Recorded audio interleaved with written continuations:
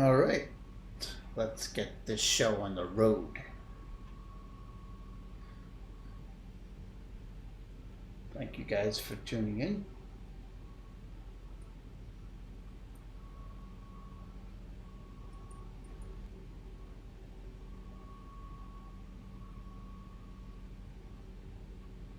So, here we are. Let me give you a little tutorial. Welcome everyone. Alright, tonight we're going to do a quick flight, not a long one. And I'm going to be with you. I'm not going to go to bed. So, here's what we're going to do. I wanted to see Kenedy Space Center because I love it. And we have a big launch tomorrow. And it's going to be great. So, what we're doing here is, so you guys know, we have SpaceX rocket on the launch pad. It's not going to be in the ortho. It's not going to be in the simulator. But we're just pretending, you know. This is. But look at that bad boy, huh? That's a beaut. Look at that. Clean. Man, he's going in style, this guy. But this is very cool. This is supposed to launch tomorrow at 4:30 Eastern time. So what I've done here is we're in Florida. And I made a little flight plan from Tampa, out of Tampa, you know, coming into this area, right down the coast here into Kenedy Space Center, which you can see all these circles right here. Look at this shit. It says like it's restricted and shit. Look at that. Security. Can't go there. Space launch. Can't fly in this area. We'll shoot you down. Look at that red area. Valid for 14 hours. SFC to 4999. I guess no one can fly over this whole area. That's crazy, huh? But yeah, so right on this coastal island here is Kenedy Space Center. And we're going to fly by it off the left wing. We'll be able to see it. So I hope to get into xEnviro clouds. Maybe I'm going to fly really low. 4,500 is my magic number from the other night. So I've been looking at the radar here. I always look at windy. And you can see the cloud coverage here. So it looks like they're going to be okay for the launch tomorrow. They were worried about a storm, but I think it's pulling out. But we're in clear skies here in Tampa, and we're going to fly this way in some overcast clouds probably. Either that, when we get to the area, I'm going to probably duck underneath the clouds and just take a look at the coastline. And supposedly I'm going to land in Miami, but that's probably still not going to happen because I suck. Cool. Excellent. With that taken care of, this is our flight plan. Let's get the show on the road. Okay, so as things are here, we got everything. We're going to flip a couple switches here, make sure everything's dialed in right. We got our speed at 130, headings correct. Get the flaps at 5. Just going to release the parking brake and let's get airborne. We may watch some NASA TV live television broadcast while we do this. Oh shit, we're already rolling.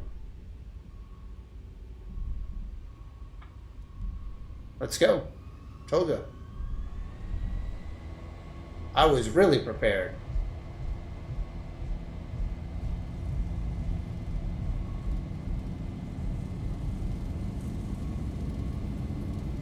$80 knots. 80 knots.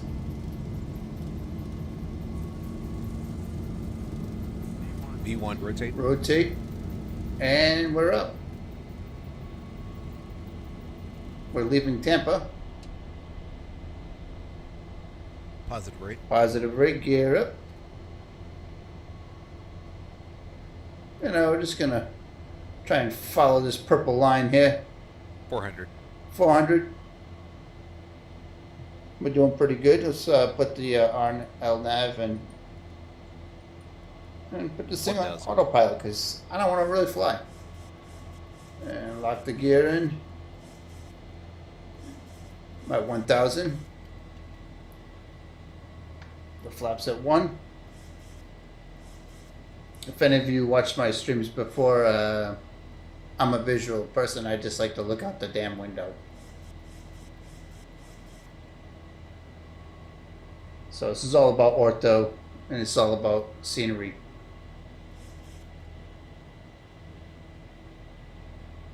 So yeah, we're doing real good. Should be clear skies pretty much. You can see the nice clouds, xEnviro clouds. Leaving Tampa.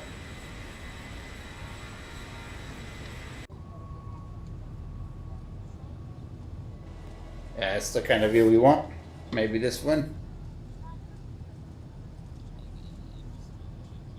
And we're off to Kennedy Space Center. SpaceX. I should model the rocket and put it in there. That'd be cool. Have it take off. That'd be cool. We should do things like that.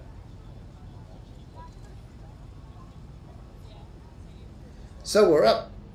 That's all I really wanted to do tonight. Goodbye. What? No. So this is Florida. We're leaving Tampa. And I'm a fan of xEnviro. Gives us that real cloud look.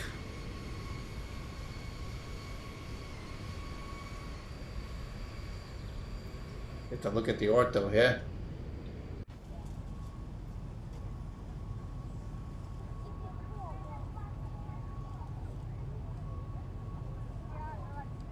So for some people that are just viewing here, this is our plan of attack here.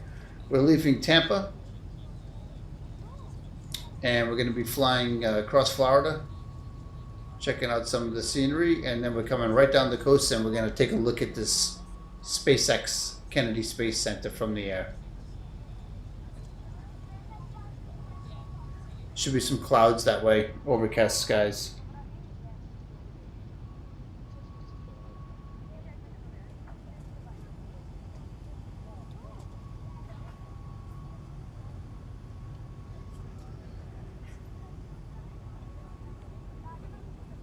So let's, while we wait and enjoy the scenery, I'm going to put on a little in-flight live NASA TV so we can listen in and see what's going on with NASA the night before the SpaceX launch.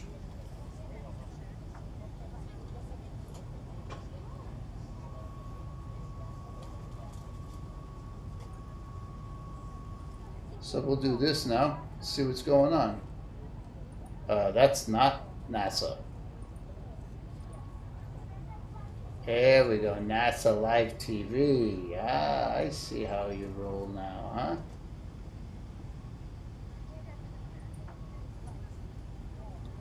All right.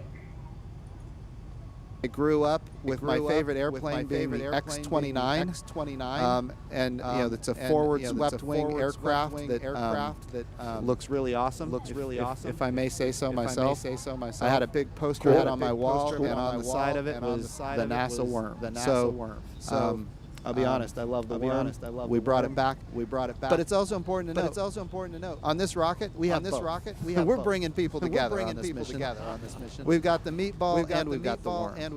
And I like both. So we're going with both. I've noticed the difference with the worm being out there and Social distancing. You see a ton of kids these days walking around, right? NASA's t-shirts, the worm on their jacket and everything. I think it's just really helped to energize some of the younger generation of folks that haven't seen launches maybe in their entire life, or maybe they were very young when that happened. And so you get a lot more questions. I'm going to have my kids watch this. Schools to speak with children, and it's different, I think, than maybe when we were growing up. At least when I remember growing up thinking, oh, an astronaut, that's some far-fetched idea. Somebody does that. I don't know who they are, though, or something you see in the movies, but that's not going to be our future. Our future with the commercialization of space is that it's going to be very accessible to many young people, whether it be as an astronaut or a scientist or as an artist or as an engineer that's working on this program. And so I think the younger generation are starting to realize that and understand it's not the movies, it's not sci-fi, it's reality. It's reality. Jim, I got to tell you, I'm kind of glad the worm is making a comeback. In the 70s, it was that futuristic look. It was, it was the future. And my first NASA flight jacket, I still got it. Anyone know what the worm is? Worm on my shoulder, Good and chat. on the front. So I think they're No both. clue. I think they're both awesome. So when Doug and Bob launch tomorrow, and you watch that rocket ascend, look for the worm. Look for the worm. Yeah. Yeah. Fantastic. Going to your next question as we try to Wish I knew more. then you get people also trying to wrap it up. Lauren Grush. Lauren Grush. Hi, thanks for taking my call. So about the toilet. No, I'm kidding. I was actually curious if you guys could walk us through what the scrub scenario looks like after the astronauts get on board. When do they get off? You know, what do you have to do to make sure that they're safe? And then where do they go? What does that reset look like? And I'm having a hard time hearing that. What was that? Scrub. Lauren, I'm just trying to make sure we understand your question. Yeah, so if you scrub and the astronauts are already on board, what does that procedure look like how do they come off? What do you have to do to make sure that they're safe? Of course, it really depends on at what point the scrub occurs. But they'll have the crew access arm will come back to the vehicle, and essentially we're going to make sure that the vehicle is safe to approach. We'll have the folks from SpaceX will come in, unbuckle Bob and Doug, and then just escort them out down to the ground, and they'll prepare to give the next launch opportunity a shot. But it's all, of course, done in a manner that makes sure that everybody that's involved is safe. Great. Our next question is Leo Enright from Irish TV. She's kind of hot. A very unlikely scenario of a transatlantic port. As I understand it, there are not one, but two abort modes, which would involve splashing down in the Atlantic Ocean off the coast of Ireland. And so I'm wondering, what is the plan there? There don't appear to be asset stations, say, at Shannon. How are the crew going to be retrieved in this very unlikely scenario? Will you be waiting for a boat from Phoenix in Kerry to come and collect them? Shall I let you? Absolutely. So there are a number of abort modes. We can, as the vehicle crosses across the Atlantic, we have various sites that we're kind of aiming for, and we'll either abort forward to some of those sites, Ireland is an example, or do a retro abort to come back to these areas.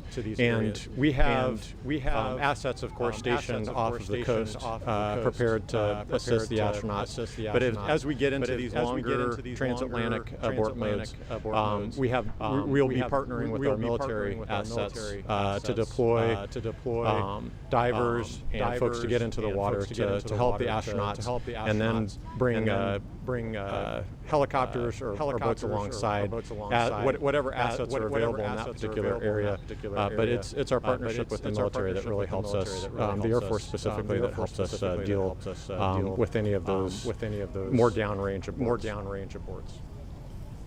Thank you. Next question, Marcia Dunn. Yes, hi. I'm wondering how many astronauts will be on site for launch tomorrow. I can imagine the entire astronaut corps emptying out of Houston. And how will you prevent launch fever from taking over on such a big mission with such high expectations with the President of the United States in attendance? Thank you. As far as the number of astronauts that are here, we've taken a lot of precaution to limit the number of people coming in general. It comes xEnviro astronauts that will be here. Do you guys know offhand? Like under 10. Definitely under 10. Okay. Definitely under 10. So we won't have a large contingent of astronauts here. What was the second part of the question?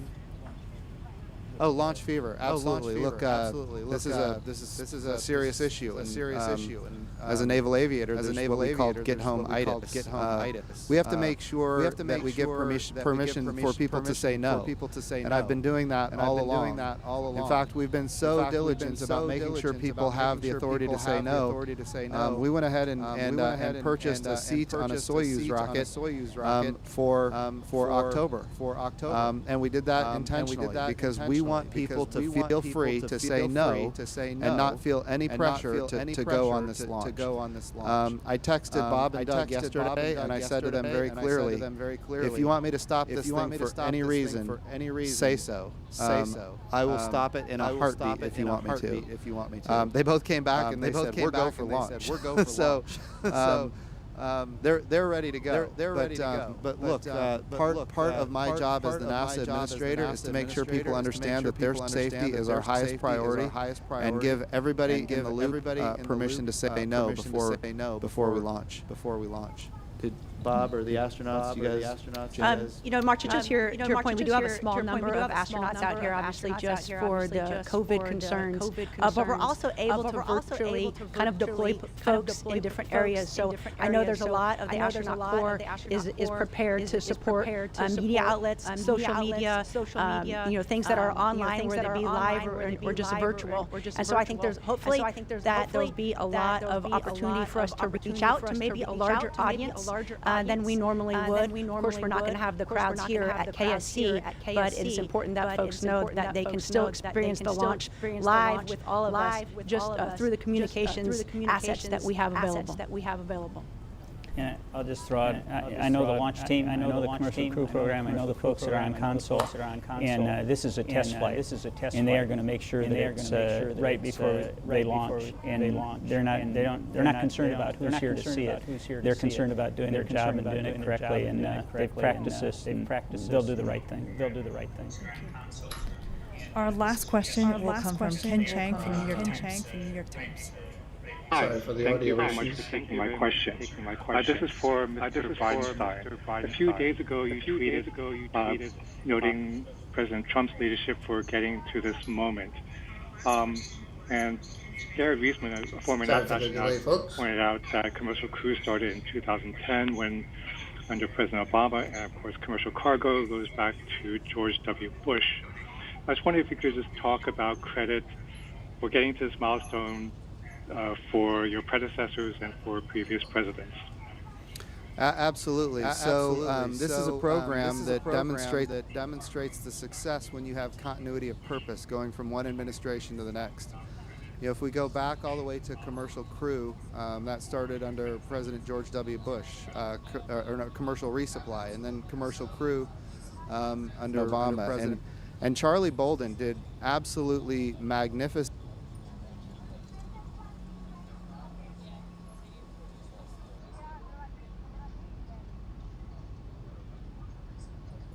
Thanks, guys. Working on it.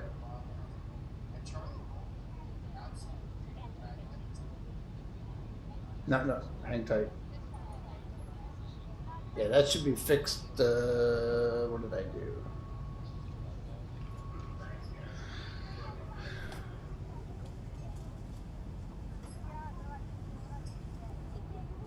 No, hang tight. No, not yet.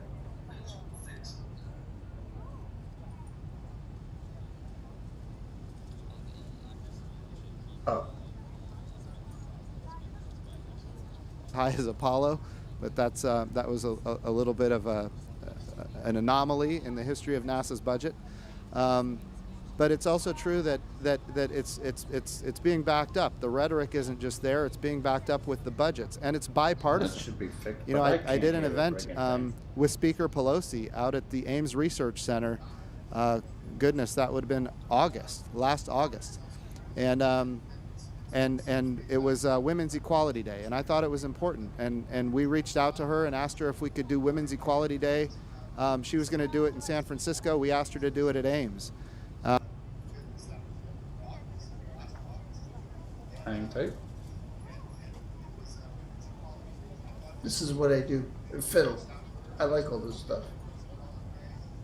The next man, but the first woman to the moon. And she said, "I'm so glad that you called the program Artemis." Look, this space program that we have in this country unites people, period. It always has. We look at the most divisive times in American history. We think about the Vietnam War, the 1960s, not just the war, but the protests. We think about the civil rights abuses and the civil rights protests, the very divisive, challenging times. And here we are all these years later in the midst of the coronavirus pandemic, and we have this moment in time where we can unite people again. And that's really what this launch is going to do. It's not just going to unite, Republicans and Democrats. It's going to unite the world. The whole world is going to be watching this particular launch, and all of our international partners are very interested. In fact, they participated in the flight readiness review because their astronauts are one day going to fly on this rocket, and they're already big operators of the International Space Station, where this Crew Dragon will dock. So this mission is, I think, a very uniting mission. Space exploration in general unites Republicans and Democrats. It unites people across geopolitical boundaries, and that's really what's unique about NASA and what's unique about space. But I will not hesitate to tell you that President Trump has been a massive space advocate. He promised to launch American astronauts on American rockets. He promised to create a moon program, and he's done both of those, and he's backed it up with his budget requests, not just with the words. Thanks, Mike. Well, with that, we're going to close I like today's NASA. press It's been a conference. while. Thank you so Not much really. for joining us. For more She's hot. information, go to Come on. nasa.gov. She's And hot. for more information of how to enjoy all these events virtually, go to nasa.gov/be our guest. Thank you. I wouldn't be social distancing with that broad. Come on.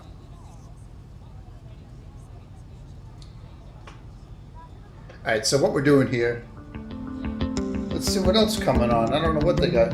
It's NASA Live. I figured I'd put some NASA-related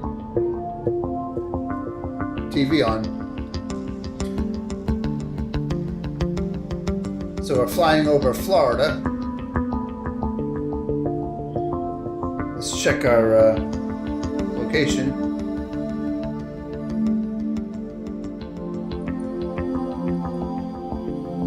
Yeah, we're in the middle, coming on the coast here. We're going to go down and check out Kennedy Space Center. Low altitude, underneath the clouds.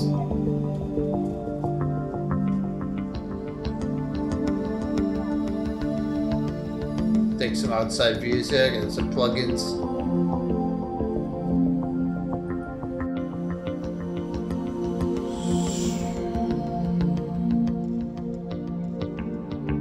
Cool plugin called A Better Camera, ABC.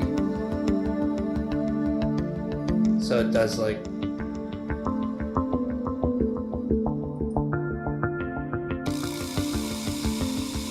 might have to turn that down, huh?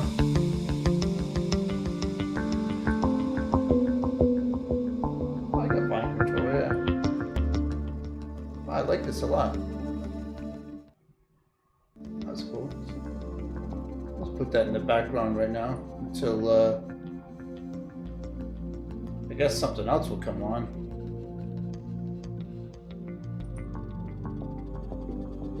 So here we are.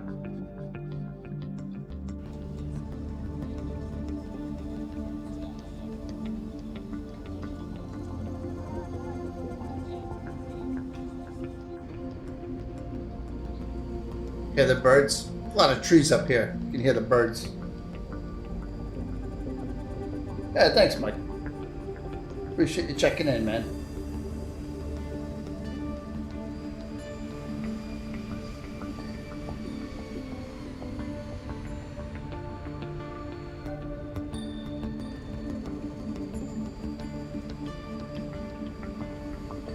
Look at the water. Yeah, look at the water. That's just right.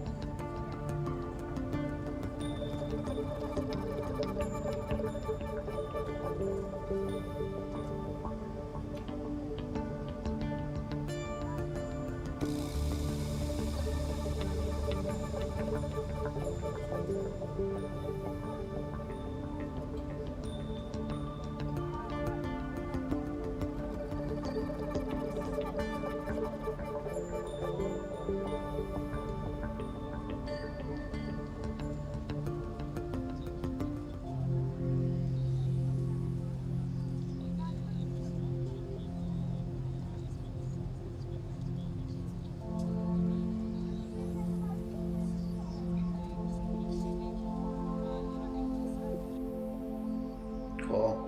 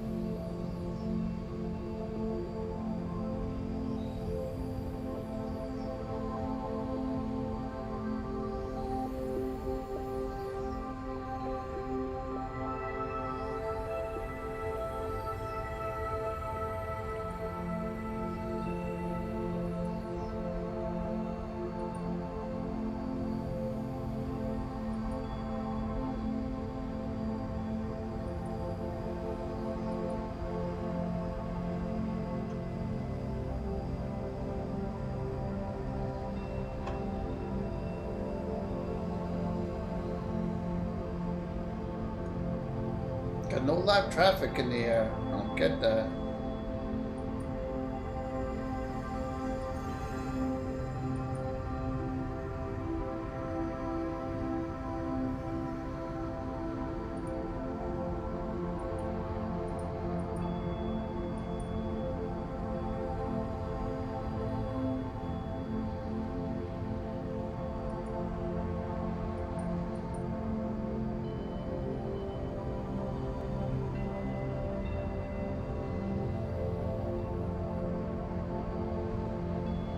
No planes. Find that hard to believe. Damn, Corona fucked up even a simulator.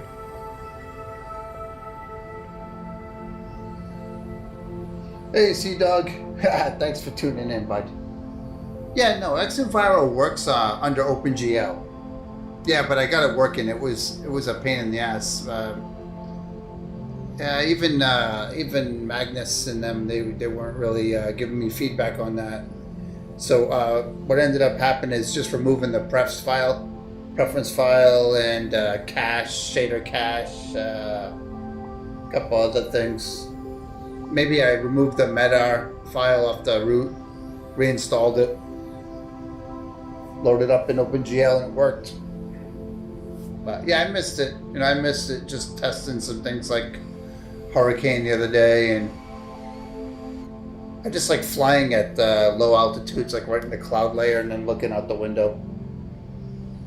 Yeah, that's the thing. Some idiots on the in the Threshold forums were like, "Oh yeah, it's working on the Vulcan," They're like, "Nah, it should work on the Vulcan." Like, so we should be able to reap the benefits of Vulcan, staying in Vulcan, and then xEnviro should work because. But that's not right. It's either or. It's either or. You either load in this or that. You can't work on top of Vulcan. That does not work. So you have to be in OpenGL. So far, I'm always a beta guy. I just kind of like to tinker around and shit. But so far, the new Vulcan's helping my machine out a lot. I've reported several bugs to them, helping out. Some problems with changing time, and there's problems with Vulcan when you load in. If you don't have your simulator set real date and time, by default when you load in like that, you can shut it off and then try to change time dynamically with the Shift K L. It doesn't work. Sits there and flashes. There we go, that's cool. Some weird NASA music. Might have to check back with them.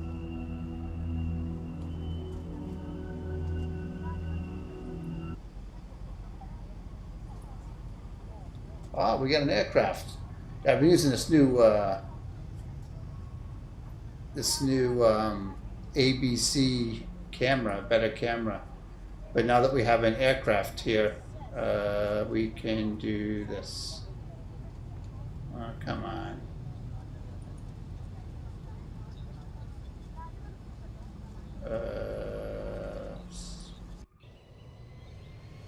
Yeah, this window right here.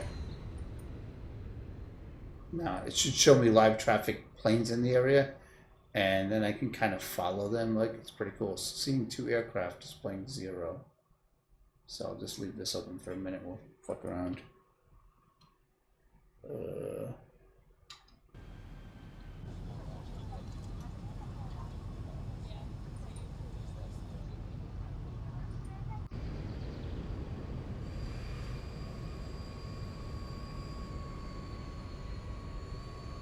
That's a good tool. ABC, a better camera plugin. Has like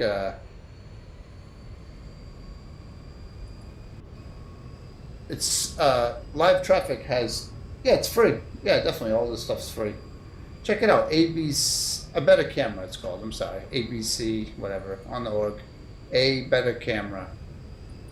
But yeah, it's you know, I use X camera. I purchase X camera, of course.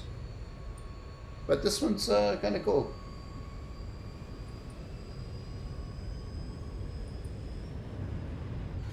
It's got some different features, really. Primarily with LiveTraffic. I was sitting, is what I was doing the other day. I was sitting at the control tower at in Vegas, and I was just fucking watching LiveTraffic planes come in. So LiveTraffic is that plugin that puts all the traffic in. And this program, this better camera, actually like zooms in on the plane and makes it all visually like a TV show. So it watches the plane go up and leave, and really cool. Yeah, you know, Sea-Dog. Yeah, I like the people that use the new interface. So it is an X camera now, though. This guy who's been working on this, he redid it. This is X camera.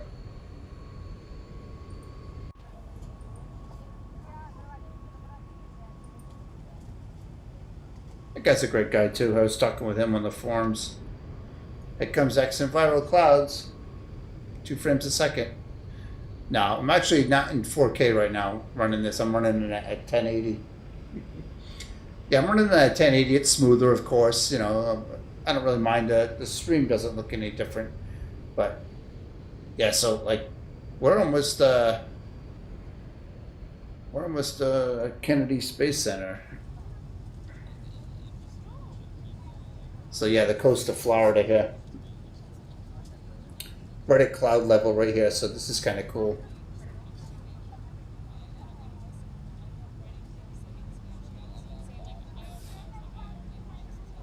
That chick always complains.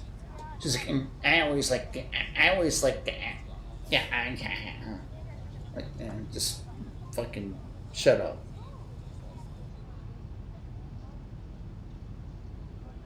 Yeah, turbulent, right? Yeah. I mean, I'm low, so I'm flying at 4,500, man, right in that cloud layer. I did this the other night, a whole flight, and I really enjoyed it. Like, this part is what I like. I like this, you know, see through the whole clouds.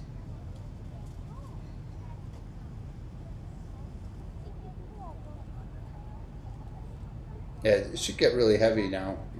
It's pretty stormy around here.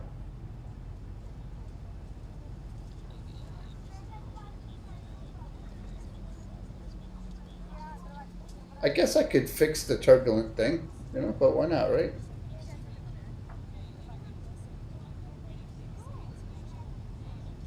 Do you think that's head shake? I don't know. I use head shake. I don't know.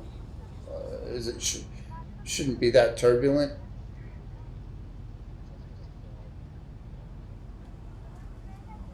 It does look a little bit bumpy as a passenger, huh?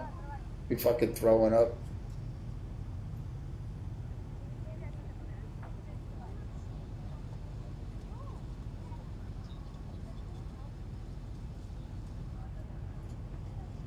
Yeah, I guess, yeah. I mean, that's what I did. I told this thing to go through it at 4,500.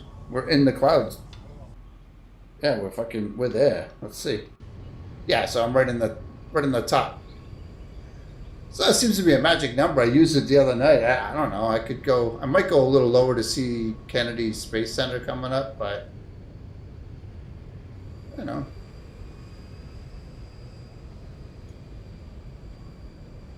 Yeah.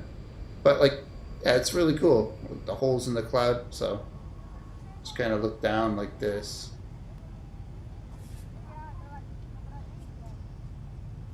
Yeah. Moments like this where it really works out well.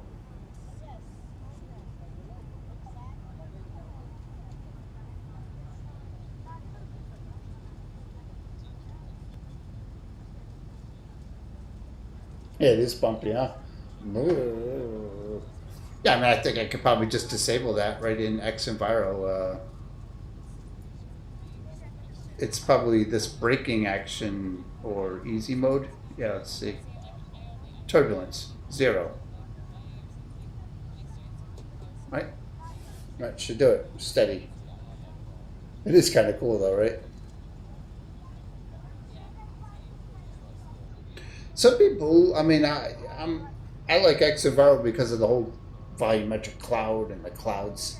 But I guess people really enjoy xEnviro for what you just saw, the turbulent wind, and it does it better than Active Sky. I don't know.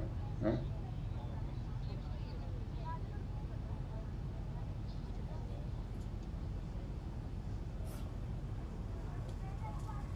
Yeah, I mean, they nailed all of that stuff in the beginning really well. I mean, I hear like Turbinator really impressed with it, misses it. That stuff's all done. It's just, I asked Magnus today to feed me some more images because I'm anxious, you know. It's fucking addiction, it really is. But he did. He posted like fucking 8 of them. They look really good. Yeah, that was. I mean, I asked him in the forums. I don't know if he really responded to me, but I said, "Feed me, I'm hungry." You know. And he gave a slew of them. They did look good. It's just, you know, he works on. They work on shit like now they're working on night lighting. You know, it's like you had the performance fix. Dial it in and release it. People are complaining. You know, just get that done. You know. But hey, it's programming. It's different shit. You know, I understand it. But this is pretty smooth on my shit machine. I mean, my frame rate's probably 21. That's pretty good for me. Love to see it. Let's take a look.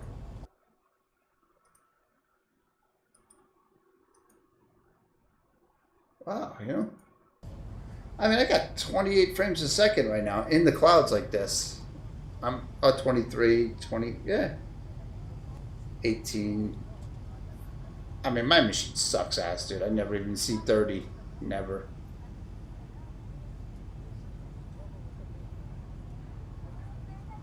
Well, the next update's not going to work with Vulkan.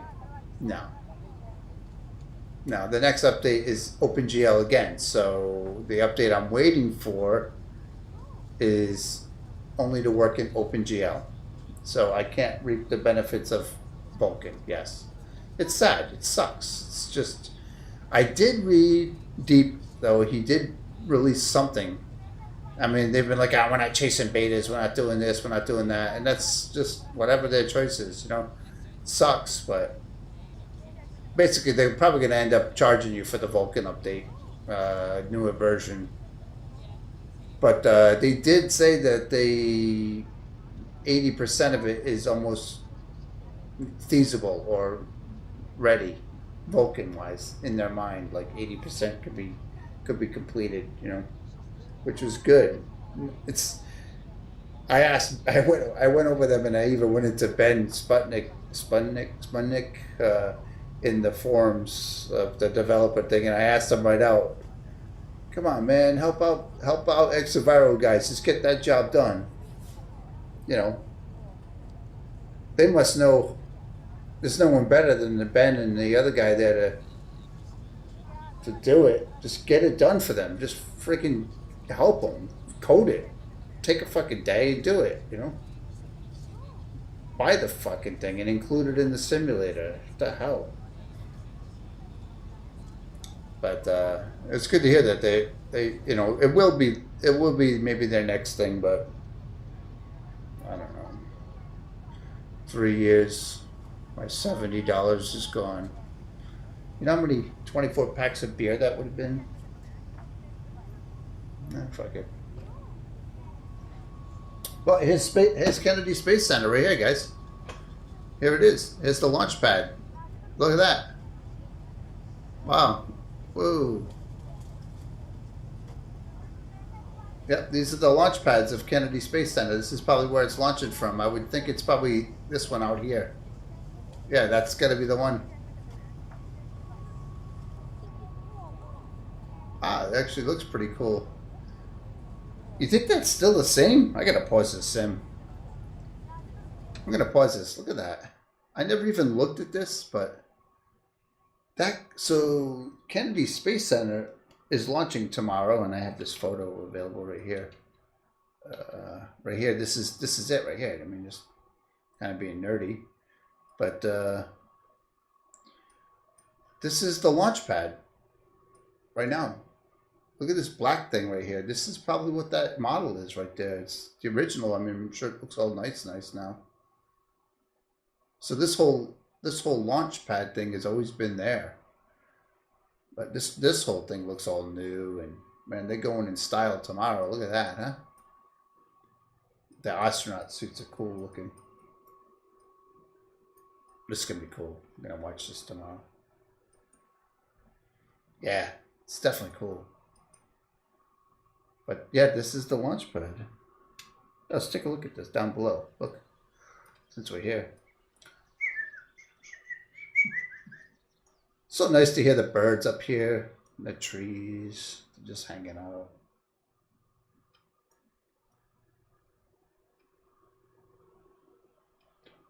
So this is Kennedy Space Center. No, this is not custom. This is whatever X-Plane delivers. Didn't do anything. No, maybe they always had it in here, but yeah, that's the tower where they build a rocket, and then they bring it down here, right? You know, same thing that went to the moon. Or did we go to the moon? Yeah, and they bring that whole thing down here. Oh, look at the water, it's pretty cool.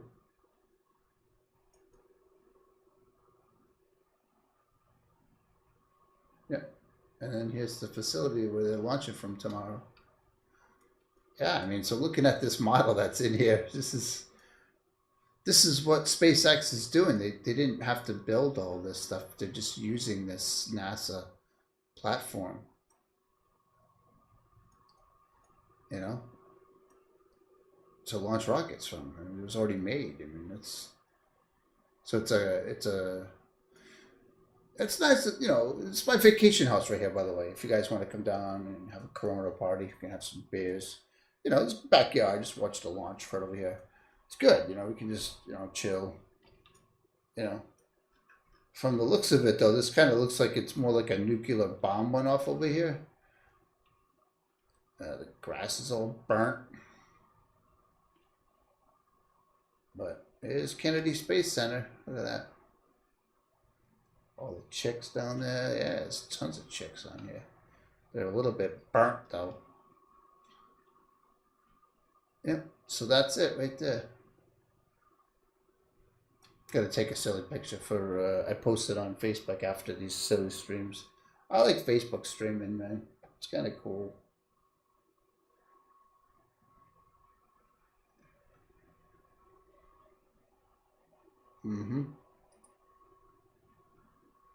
Cool. All right, let's get back to flying. So where's our plane?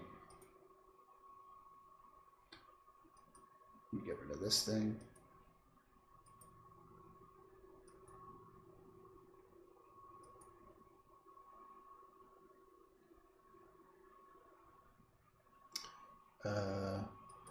Better camera.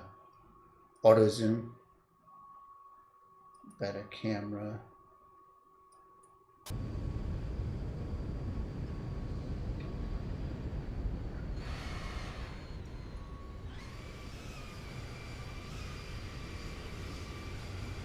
Howdy, Chemo. How are you? We're just leaving Kennedy Space Center, where the rocket will be launching tomorrow.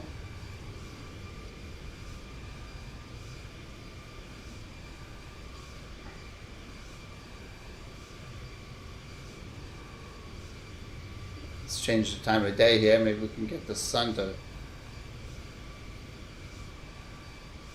Yeah.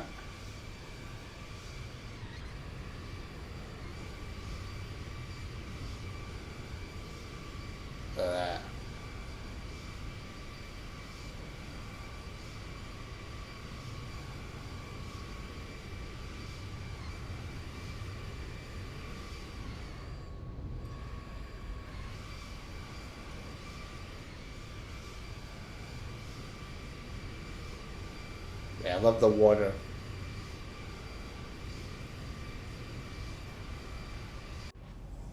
Wrong window. There we go. My favorite wing view. What time? Tomorrow at 4:30 Eastern Standard Time. Check out SpaceX.com. Hauling ass, yeah, I guess, you know. Yeah, I got this water dialed in right. Oh, I'm sorry, xEnviro's got this done right. This isn't a Lewis script, but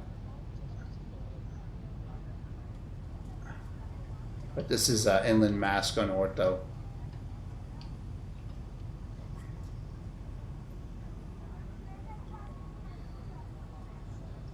Yeah, definitely. Start tuning in at 3:30 Eastern Time.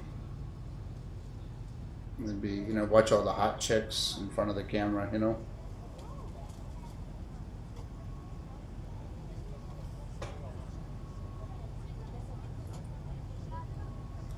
Let's see what NASA's got on TV. I was bringing up NASA TV.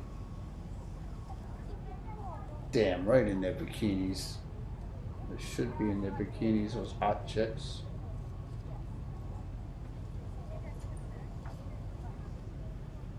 Let's see if there's any, they had some chicks talking about something. Could then step out of the cockpit and Yeah, rest. cool. And that allows us to continue on that next day down to Punta Arenas, Chile, without having to stop overnight.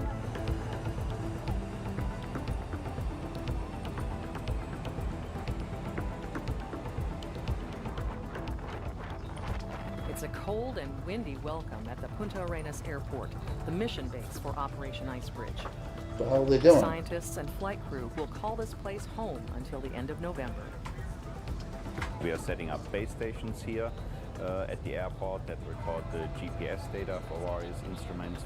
We are talking to people in the weather office, at the tower, the air traffic controllers, and that typically takes about a day, getting everybody settled in here and preparing everything for the first science flight. With 2 complete flight crews available, science flights are planned on consecutive days to collect as much data as possible. Not many hot chicks, huh? On a typical Punta Arenas deployment, we have about 300 flight hours, and if we fly as much as we can, which we typically do, we kind of travel a distance in Antarctica that's equivalent to 3 or 4 times around the equator. I think this is a glacier we're crossing. Flight tracks are carefully designed by the What else has Icebridge got to do with the science team rocket months taking in off advance. tomorrow? Survey lines need to be precise, not only to make Yeah, there was repeat one, you measurements know, in there exact was, you know, locations, fucking, but also to I don't ensure know, the plane maybe keeps a safe distance from specially protected areas couple and animal beers. habitats. A looks sophisticated nice. guidance system on the DC-8 helps the flight crew keep the plane on track and navigate around more than 1,700 What's known this got wildlife to do with a locations on the rocket? Antarctic continent. Some of the flights are hand-flown using moving maps. It's like I could watch the Weather Channel right now. Depicted on them. And then it's got nothing to do with weather. It's called the ATM instrument, You know, where it actually I watched the Weather Channel the other day. aircraft The navigation fucking guy's system, cooking food. where it guides the airplane laterally. I'm like, what? I pay all this money for television to watch the Weather Channel, see hot chicks on green screens. Fucking guy's cooking food. Some people call it the ATM Navigator. What it does is it couples into the aircraft's own autopilot. Yeah, you mean the aircraft, TV's a bit. as accurate as Yeah, it may be out of sync. We can Is it out of sync? steer the airplane well No? within 100 feet and often within 20 feet of where we want it to be. And that means that if you imagine a line that represents our desired track, more than half the time that line will lie within the cabin of the aircraft. Antarctica's harsh and often unpredictable weather determines when and where the ice bridge team will fly each day. I've got rising terrain, 12 o'clock, 7 miles. Tally ho. Tally ho, and I'm going to start climbing here. I got hot Pilots chicks, need 12 perfect o'clock. visibility of the terrain for safety. We'll clear it. It does get steeper as we get closer to it, so we can pitch up a little bit. Several science instruments Yeah, need a that's clear line of typical sight between on the aircraft Facebook, and I think, ground guy. to collect Yeah. proper measurements. Sorry, man. Meteorology I'm doing is a obviously multicast very big stream deal with using ice bridge. Restream. It essentially governs everything that we do on any given day. Fogey 737. We have to fly down low How are you? near the Thanks for terrain tuning in in. order for our instruments to We just work left as Kennedy optimally Space Center. designed to work. So it means we need clear skies below the altitude at which we're Yeah, operating. Twitch is quicker, but Facebook, yeah, might be really delayed. It's I like to try all this stuff, likely to have good weather and which parts are not. and I'm not able to chat with you. Like, I don't know if the Facebook people can see this. I'll type in like, "Hi, I love We come hot up with about twice chicks as many from NASA, mission plans if as there we can is possibly fly any." in the field. And that's simply so that we have enough target areas to choose from Yeah, whatever, I that love- have good weather. While So I typed that in Twitch, and everyone can see that, but maybe Facebook. We have to spend a very large amount of our time while we're in the field. I'm using. Trying to Well, I'm sort using. of ascertain I'm using what it's OBS gonna do. It's a bit like reading with English. Restream. It's a very inexact science. But We have I depend, tried entirely on what the OBX? meteorologists tell us through computer models. Another multicast we program? talk a lot to the meteorologists here at the airport. They're terrific. They give us Yeah, a lot of when help. will it be released? Take a look at the new photos now. Sorry, I'm yelling at you guys. It's a little loud. Hang on a minute. Lunches for the ice bridge team. Airport firefighters and emergency responders are also prepared. This is to kind help of in boring. case Whatever the anything goes fuck wrong this with the aircraft. TV is. use retread tires. No usamos llantas organizadas. The DC-8 is not your typical airplane. Structural enhancements and cutting-edge data whatever. systems make the aircraft a versatile, Your question was. Okay. The DC-8 is uniquely capable for this. I gotta kind of just operation, turn this mainly because of off. its long legs. It Sorry, can fly guys. for- So, I'm using xEnviro in the latest 11.50 beta 9, but under OpenGL. You have to go back to OpenGL. You can't use Vulkan, and xEnviro works fine. If you're having problems with it, because mine didn't work fine, that was challenging. You know, it's always xEnviro is always going to work, but you can't use Vulkan. So you have to go back and uncheck Vulkan, load up an OpenGL with xEnviro. If it won't start up and it just doesn't work, the guys at xEnviro are not really helping you. They're like, yeah, go after yourself, you know. But what I learned is, you know, uninstall it, delete your preferences files in Xplane, delete your shader cache, delete your meta files that are in the root, and try that. It worked. Gotcha, bud. Poggy 737. Thanks for watching, man. Tuning in. Thanks for the follow. Look at that. I'm becoming popular. What? Yeah, popular, man. This is cool shit. I'll leave that for the other popular people. Now, I do like streaming, you know, technology. Yeah, I'm not really that social, you know, unless you get drunk. You know? It's magic drink.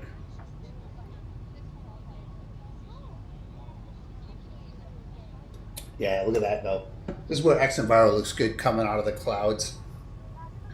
And lately I've been flying with xEnviro right at the cloud layer, right at the level 4,500, just so the wing is in the clouds and you kind of get, you know, you get to peek through the clouds. I may just keep flying this thing. It's supposed to land in Miami, but I don't know how to land a plane, to be honest with you. I just do this for a hobby. But we're supposed to land in Miami. I don't know. Magic Cup for sure. Damn right. Yeah, this is cool. Oh yeah, look at that. So I mean, looking at, I usually come in here and I'm like, wow, this is cool. This is our flight path right now. So we just did this and we left here, so we got to be somewhere around here. And we're flying the coastline of Florida. But I looked at windy today. I'll just refresh this, and this is the satellite cloud data. So there's some clouds here, you know. So we're getting some clear skies right here probably. And usually gives me a good idea of where I want to fly just to look at xEnviro. You know, there might be some better ways, but you know, so I live up here in Rhode Island, so I would like leave here and like that'd be good clouds over here. Other than that, I usually fly around Vegas. You can see the cloud hops, kind of cool. I just Windy's a cool site.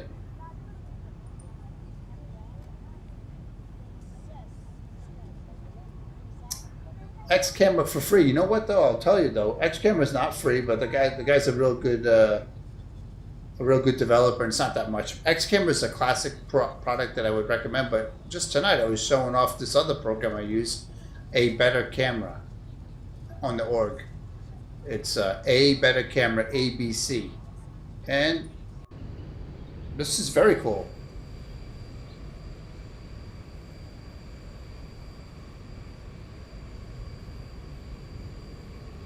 So here, I'll type it in, ABC, A Better Camera. Yeah, it's free.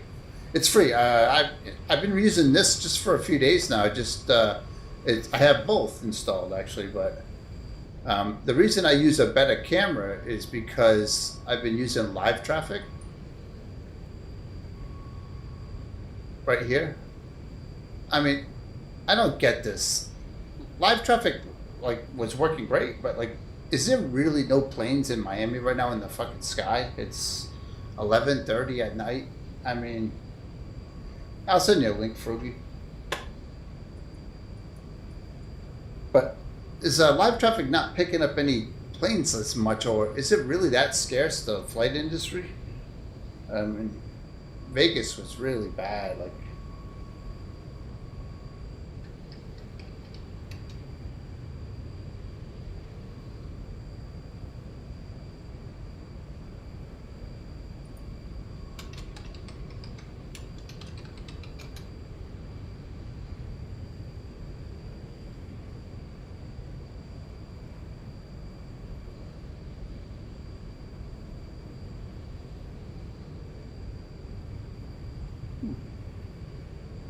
okay, here we go. Yeah, this is the tool I've been using right now. I hate to take business away from that program over X camera, but this is not quite like X camera, but it's another one.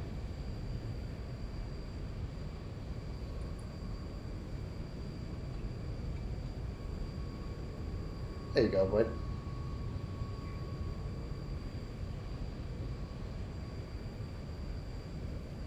So Johnny, yeah, I appreciate your feedback. I mean, I've been using LiveTraffic, and it's definitely installed correctly. I was just doing some stuff from a terminal. Yeah, thanks a lot. Check that out, though. This is a good product. But I recommend that plugin, A Better Camera, and LiveTraffic together. It's great because you can, for instance, if there is any friggin' LiveTraffic, you can sit at a tower. You can sit at the tower and look at the traffic from LiveTraffic coming and landing into Las Vegas, or, you know, and it can switch. The camera will switch to the live traffic planes and give you like a visual show, like it's television, like, and it will watch the plane go up and leave.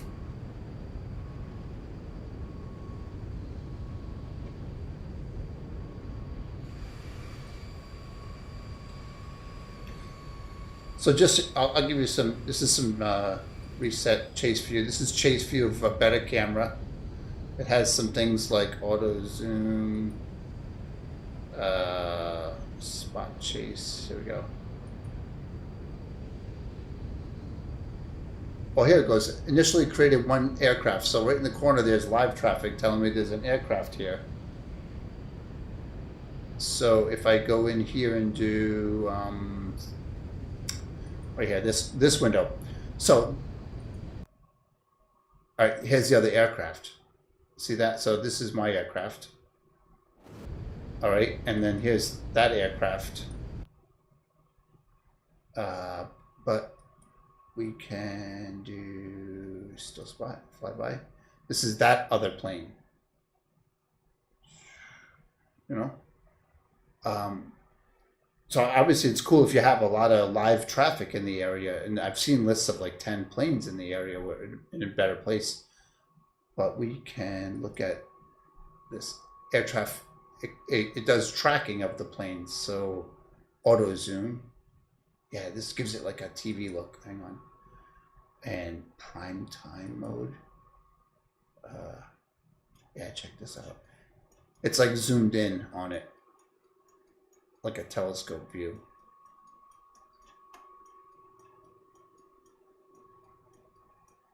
Yeah, here we go. Here's what I mean. It's a little weird though. I'm so far away.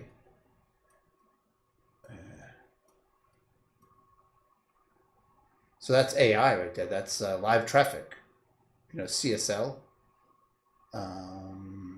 Spot chase.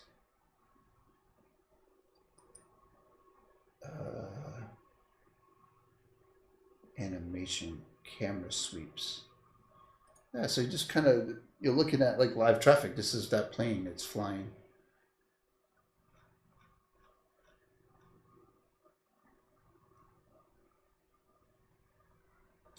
Yeah, it's really, oh, that's because I have auto zoom on. Yeah, so there it is. Yeah, there's the plane. Yeah, so this is like, it's tracking that plane. Yeah, I can click it. Yeah. You know, it tells me that that plane is this, you know, this is all in the a better camera tool. So it controls your plane.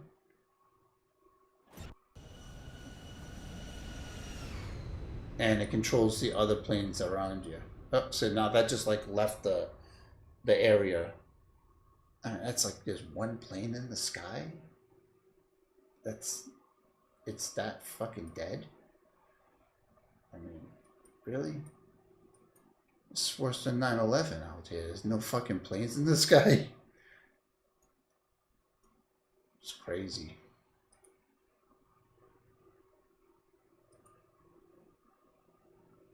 Really is just sad to even think of that. I guess I could use flight radar too to see the planes in the area, but this is right. My live traffic's working right. You know?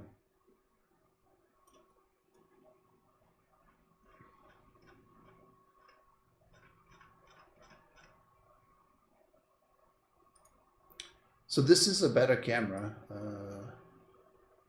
Auto zoom on mine. Let's see. Reset.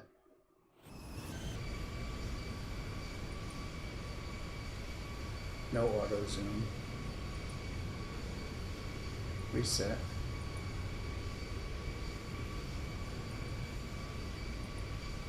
Little hard to understand. You know, simple flyby. It does it really good on a crappy machine. It really does, you know. But yeah, but yeah, look at the set. Yeah, my settings window's off the screen somewhere. I have 4K usually. I can't get it open right now. Tons of stuff though. It's got all this track nearest. So I consider it a tower view. Maybe, oh yeah, so here's a tower view, local tower view, and that's my plane right there. So auto zoom, yeah, from the tower.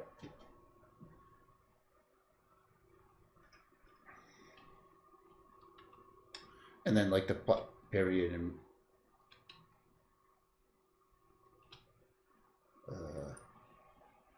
tower drop spot view. Yeah, it's weird what I just.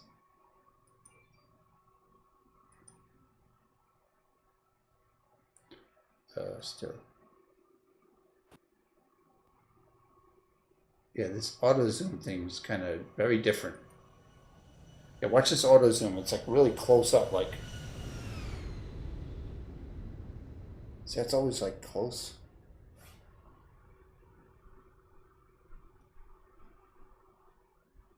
See how the background's so zoomed in, like. Yeah, I'll definitely share that with you. And I've used xEnviro a while. This is what I like right here. You can take a screenshot of that if you want. You know, seasons are at 0 right now. And I think I was using real mode earlier. No, easy mode here with turbulence. No, real mode I was using. You know, real mode. But I didn't want the wing view to, like, I was going through the clouds and it was getting all turbulent. Let's go back to that actually. So yeah, so here we go, like the wing view here. Here we go. Okay. I mean, I just love flying like this and looking at xEnviro. Yeah, thanks, Foggy737. And thanks for the follow, dude. Appreciate that. It's cool.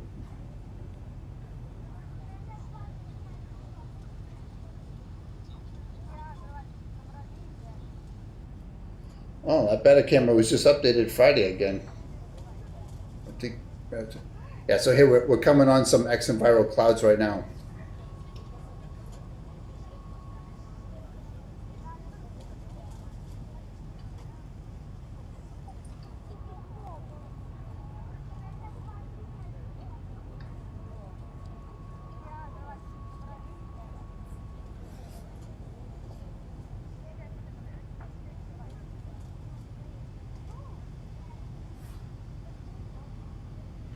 You can see how turbulent it is right now with the wing, but this is real. This is cool.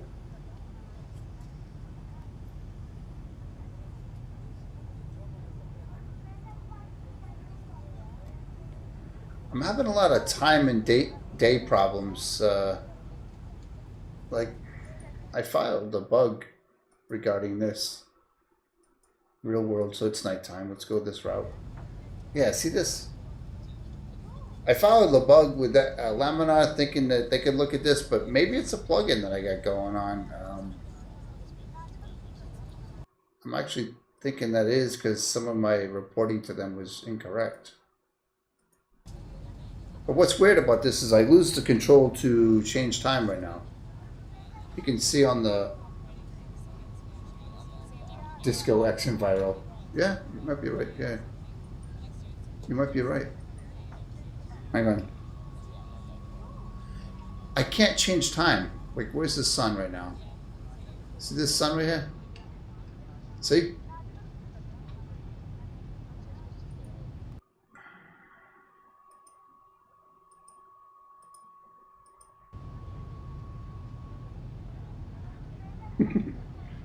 Yeah, this was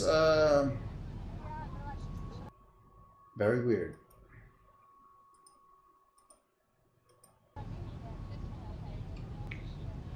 Yeah, see, I can't slew time anymore. Maybe it's got to do with that a better camera.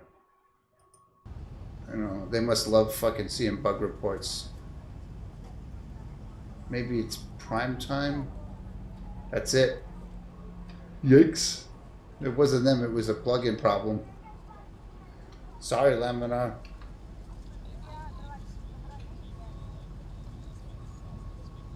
Yeah. It does look good. I hope we're not crashing. No.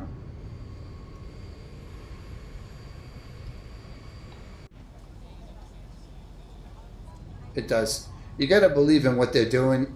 Oh, sorry, this is not xEnviro. This is. You got to believe in what they're doing, though. I tell you, though, Laminar's clouds have been looking better in the latest versions. They're doing something and not telling us. They've tweaked a few things. They don't look so billboardish anymore. Here comes xEnviro loading in now.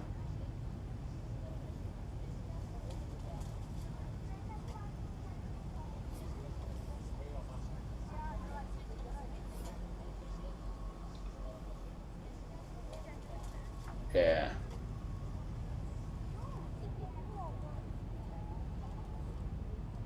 Yeah, see the tops are all different. So flying at like this level in xEnviro is impressive.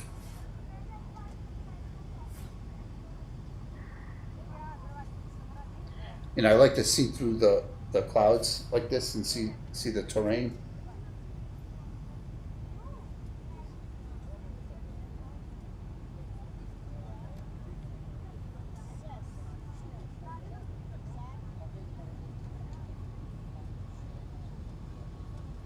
Yeah, now I can tell you how many frames I have. It sucks, but xEnviro is a culprit, but my machine is horribly slow. You guys have better rigs than me. I have an i7 960, 3.2 gigahertz, overclocked to 4. Very old. First generation i7 with a 1070 card. And I usually fly in 4K. But I'm about 25 frames a second standard right now. And I'm happy because I'm not using Vulkan because this doesn't work in Vulkan. This is under OpenGL still. But, you know, you guys are lucky playing, you know, all the simmers and all the streamers are up in the 60s and 120 frames a second. Crazy stuff. I wish I had that rig. I'm waiting. But yeah, I'll share the frame rate. Let's take a look. I'm in 1080p now. I'm not in 4K. I know the stream says 4K. I just wanted to drop it down for this clouds. Why isn't that showing? Oh, I must be doing the wrong one. Hang on. There we go. Wrong one. Here we go. Yeah, it's 20 frames a second in 1080p. You know.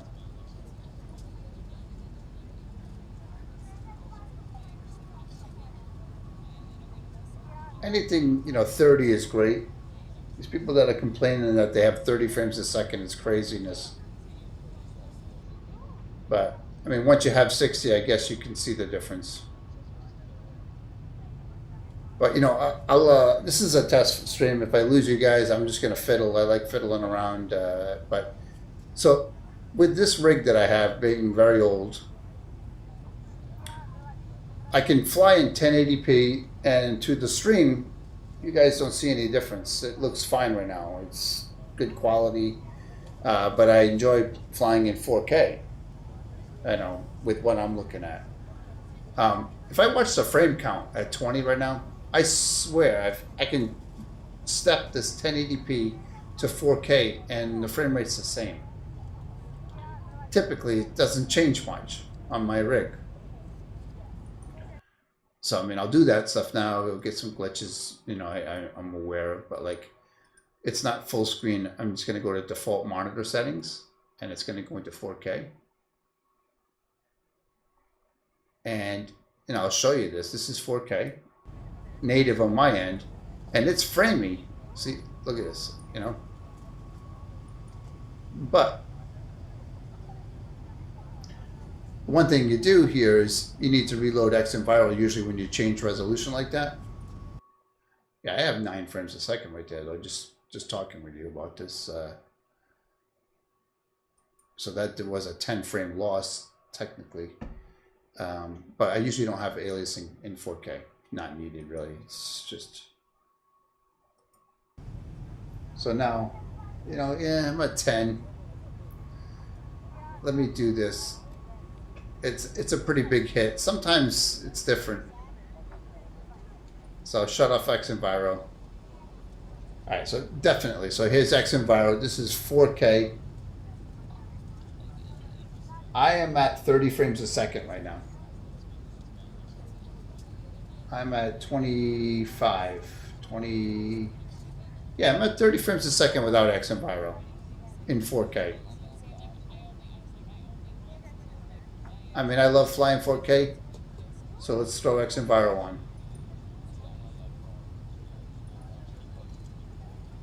30, 30, 30, 30, 30. Here it goes. 11, 30, 30, 26, 24, 30, 30, 30, 30. As soon as the clouds come in, 30, 30, 30. It's still 30. 30. Clouds are going to draw in a minute. 15, 13. Yeah, damage is done. What I've learned is when you're above the clouds, when you're right above them, frame rate kill. Under them, you're good. I'll take this sucker down right now. Hang on. Let's try that out. So right now I'm at 13. It's, you know, it looks fabulous on my end. So, not made for 4K. They've definitely admitted that.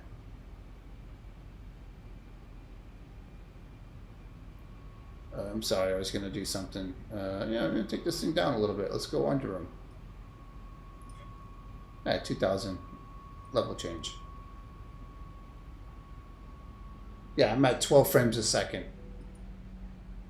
And I've usually flown like this for a long time because this is the only rig I have. The detail is great though.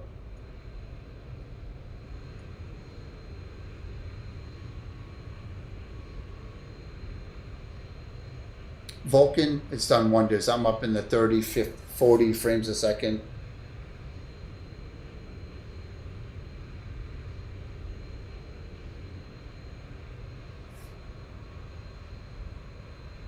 Sometimes if I shut off the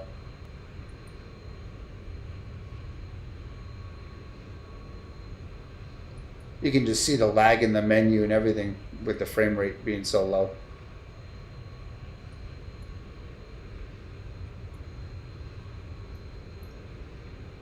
$20 frames a second.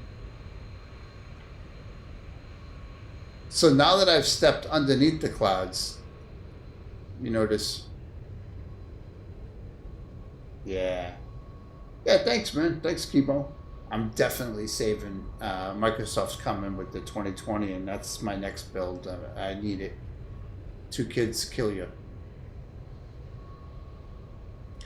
But yeah, I mean, once you're under the clouds of xEnviro, the speed is back to 20. It's, you know, and it looks great underneath them though. Look at that.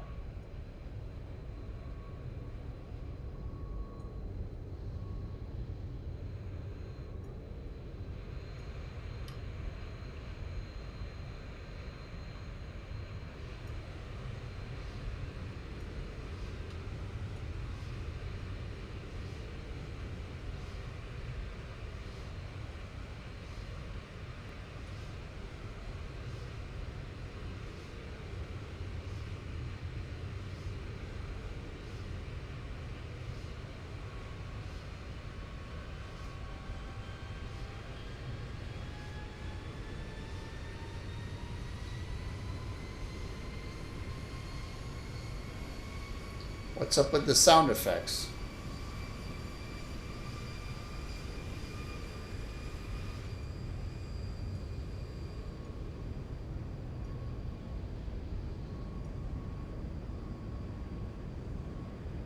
Yeah, it's nothing like that. Look at that. We got it good, guys.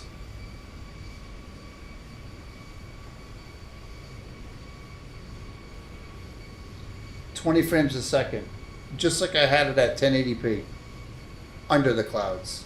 Go above them, damage.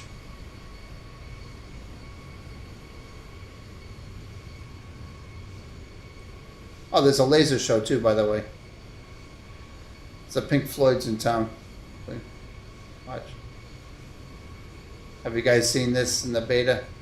Seen posts about this? It's pretty cool. It's a laser show. It's only at nighttime. So, you'll get it like at nighttime. Floyd.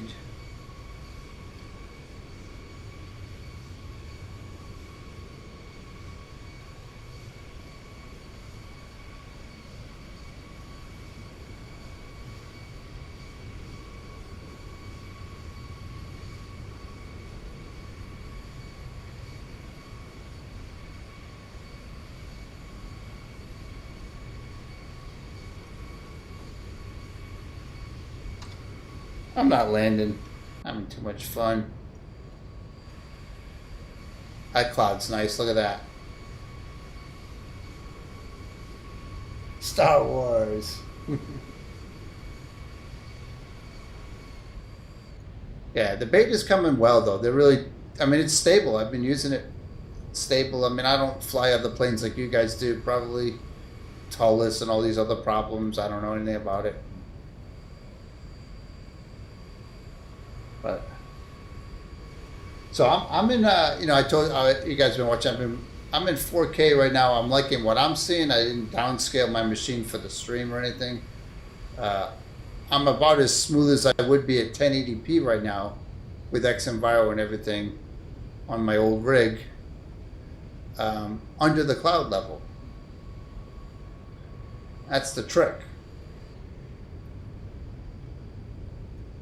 Here comes Miami right here. Dreswicki, I think. How do you pronounce that?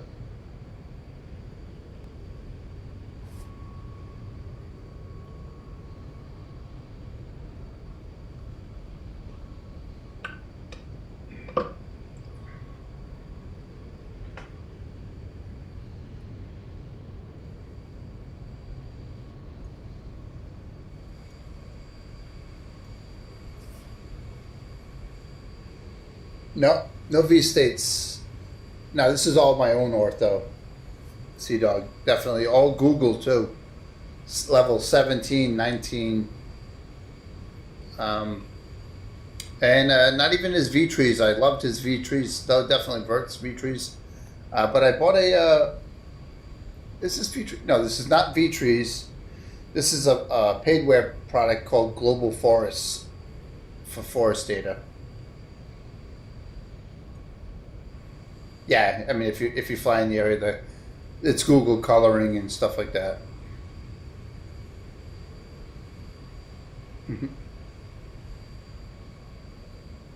I mean, this is cool. There's a lot of scenery coming up here, Miami. I've finally seen a cloud shadow. Look at that. That looks really good.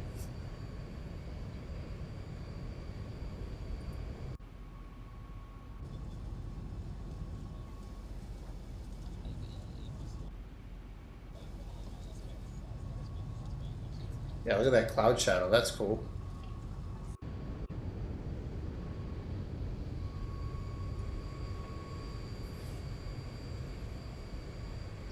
Yeah, I mean, I'm 20 frames a second right here in 4K. I'm happy with that. So, what was that, lightning? I don't know.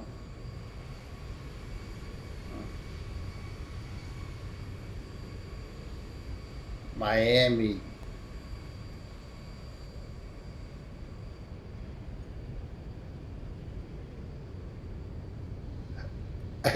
All right, because this is funny. All right, I don't know how to land the plane properly. I learned a few things. I just, you know, I do have this magic script I want to try out.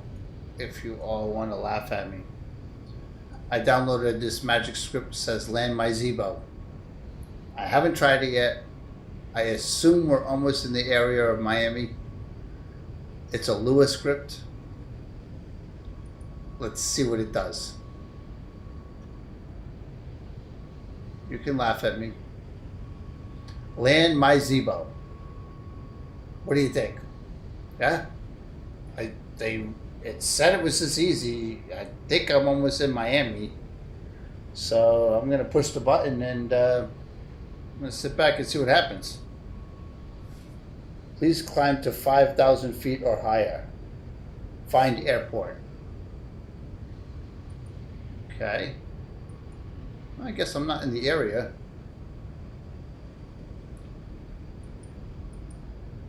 Okay. I mean, it doesn't need me at 5,000 feet, does it? Lua?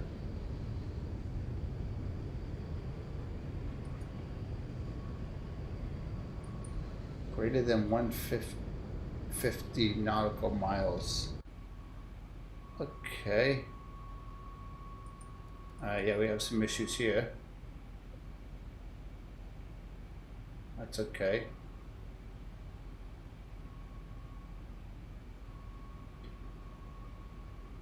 Maybe we should climb to 5,000, huh? I'd like to try this out tonight. See if it can land my plane for me. Alright. We're going to climb up. So I get a good frame rate of about 20 right now. It's pretty steady for me, but let's see what happens when we climb up here. Look at this. This is cool.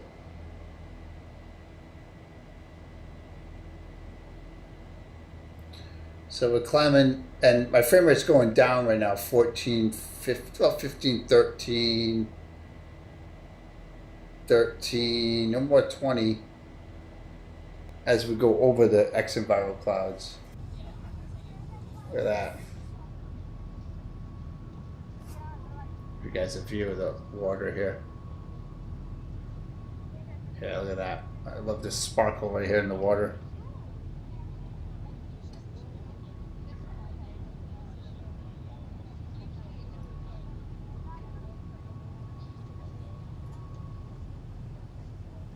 We have all this shit before they did. Microsoft's got nothing. We had all this shit.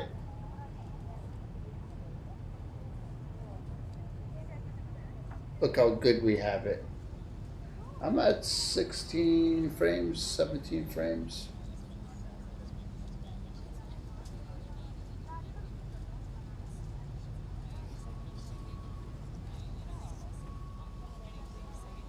That's Miami right there, right? Alright, this should be able to land my Zebo. Let's do it. Okay. Let's do land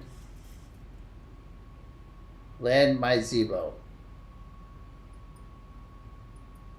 Yeah, you know, this is a real old Lua script too. I don't think it works. I don't know, it should work. I don't know. It says it wants me at 5,000 feet or higher. I'm at 5,000. Let's go a little higher. I don't know. Go 7,000, I guess. That would make no sense though. Probably doesn't work anymore. Oh, there it is. Find an airport. Think about your fuel. KMIA. Find. I click it. Okay, what runway do we want? I want runway, I don't know. I don't fucking give a shit. Length? I want this one. Ah, cool, guys. This is cool. I'm such a fucking noob, but this is cool. It's gonna do it, huh? Let's see. 1,000 to go. Sit back. I'm just gonna go grab a beer. I'll be back. Let's just...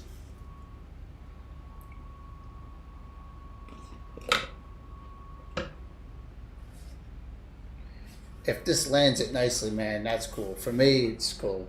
I'm all just scenery. Yeah, so right now I'm getting a frame kill at 11. So definitely because we're over the clouds. Yeah, look at that. That's awesome. Come on.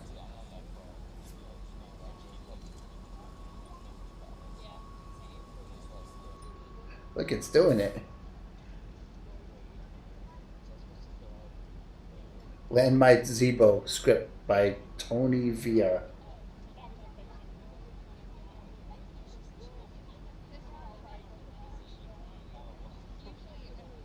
Oh, we're having a laser light show problem again?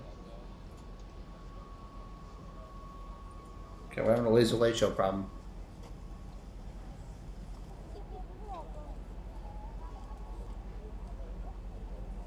Nine frames a second.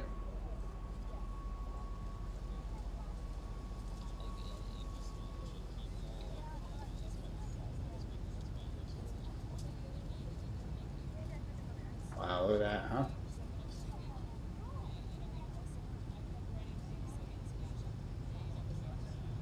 What's our altitude? Is it showing waypoint? Look at that. What these glitches are from. So that's Miami right there we're gonna land at. Let's see if this thing does it. This is so cool to me. Please land my Zebo. I suck. Alright, so even live traffic, there should be live traffic in this area, man. It's fucking Miami, man. Where is live traffic? There's nothing in the sky right now. I find that hard to believe, man. I really do.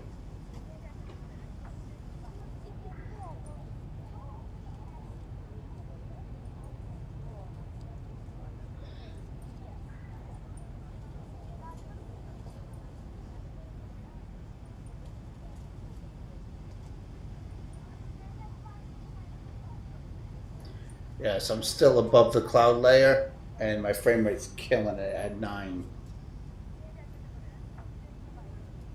in 4K.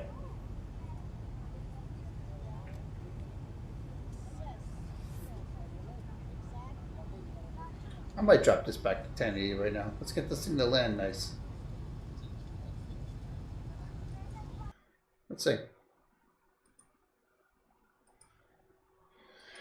We're looking to crash this machine tonight. Nope. Nope. Yeah. 20 frames a second. That fixed it. Cool. We got this little land my Zebo thing. I probably don't even need this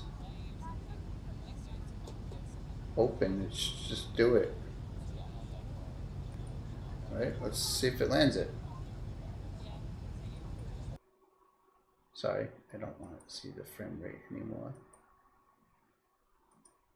And I do want to add some aliasing.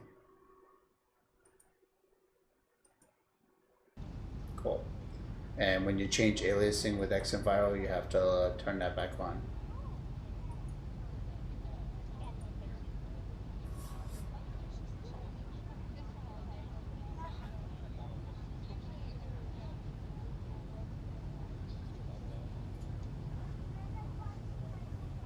I'm such a pro pilot. I'm just gonna chill. Chill. Sit back and see how this thing lands.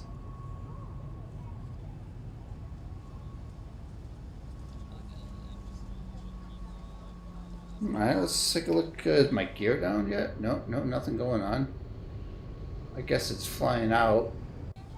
Should be turning soon, I would think. I closed the Land My Zebo window, but I didn't like stop it.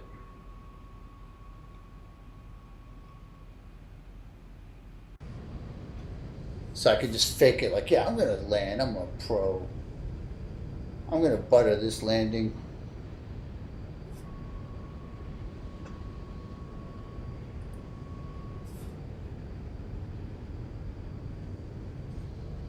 I mean, he's going really far out to turn, I think. Maybe I can go back in that window and check it out.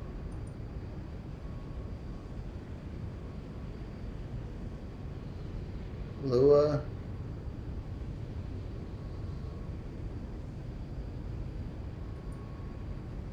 It should be doing it. Waypoints. Yep, so it's got 9 nautical miles. Flying to initial fix for ILS Cat 1. Yeah, so and this is going down, and then we'll probably be turning. ETA to airport is 3 minutes. I love this stuff. I'll just hide it behind me. No one will see. Look. Oh, this is just easy. I'm just gonna sit back. Just gonna sit. Yeah, you know. I look a little dark.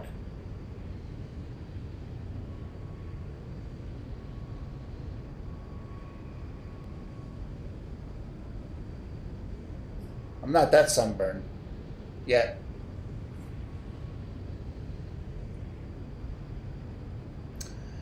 Oh, it's just like simple shit. Landing a plane, it's easy, you know, chicks, but look at here. I like this pool.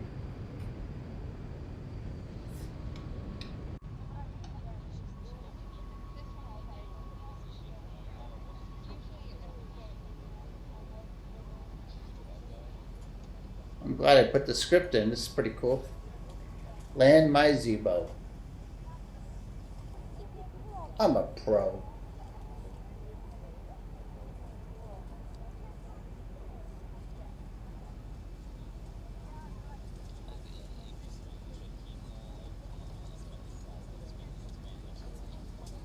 Man, goes this far out. We were right at the freaking airport.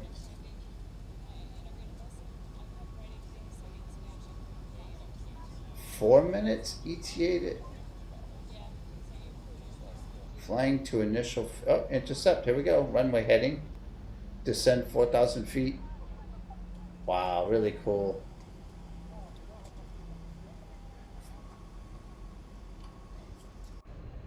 Yeah. Yeah, it is cool to see. We're going to land in Miami tonight, and we're going to butter this landing because I'm not landing it.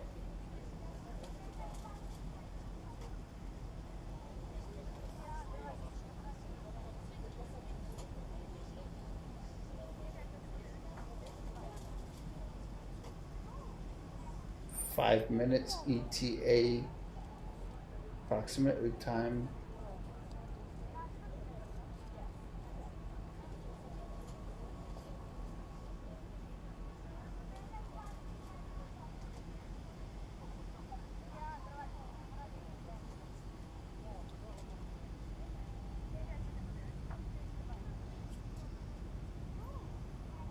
So you just have to be 5,000 feet or higher to land your Zebo, and it will auto land it.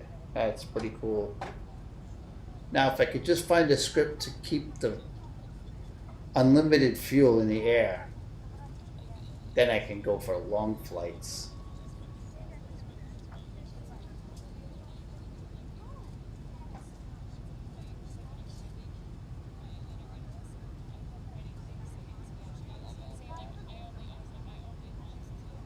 I know this chick, all she says is, you know, I only want a new diamond ring.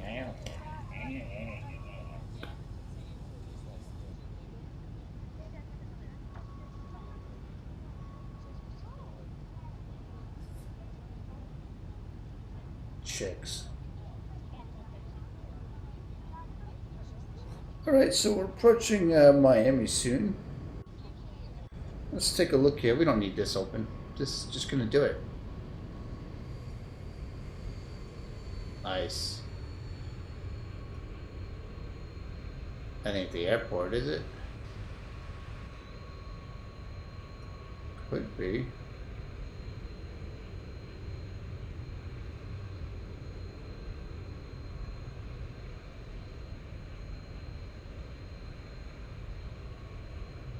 I love it.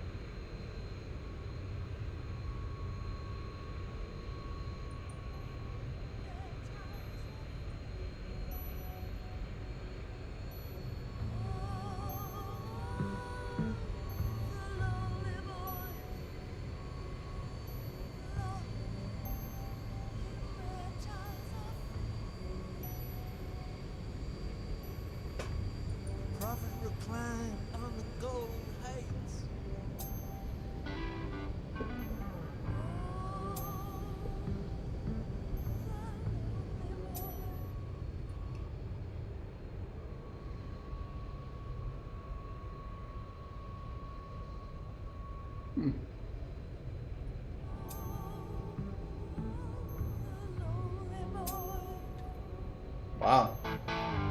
Jehovah looked up from the Sea of Galilee beneath. He said, I see you, you thief. This land is my land, and this sand is my sand. Wow, we're dead on. That's really cool.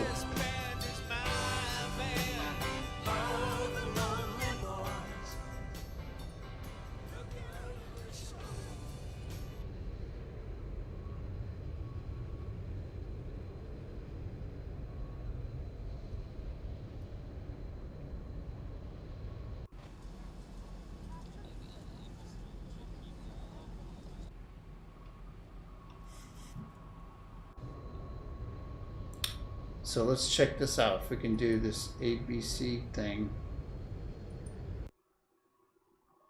Drop spot. Tower, sorry.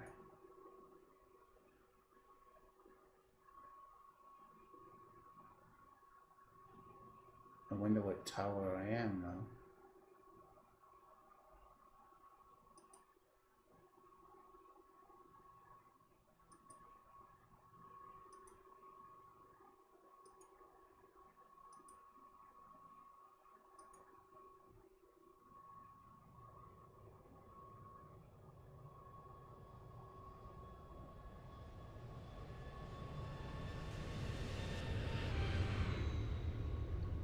Whoa.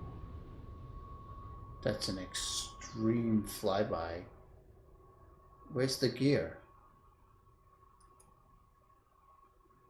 Let's do it. Chase view? Oh, we're still way out. Cool, look at that.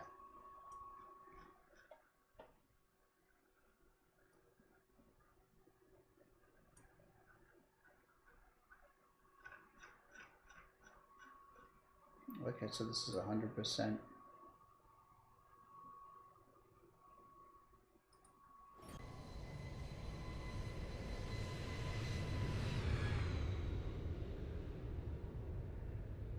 Just a flyby. We have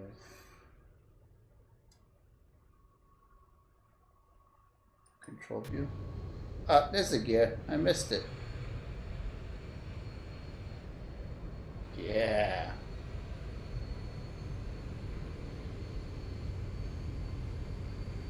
We're gonna butter this landing.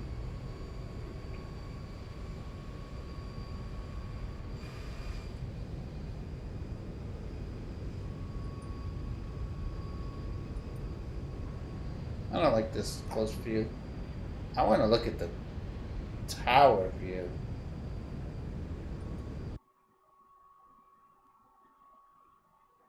No, this isn't. This is some other stupid airport.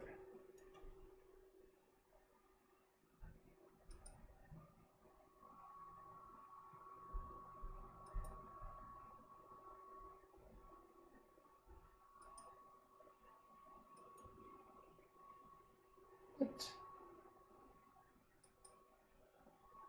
Sorry, guys. Too much playing around here. Let's get back to the real deal here.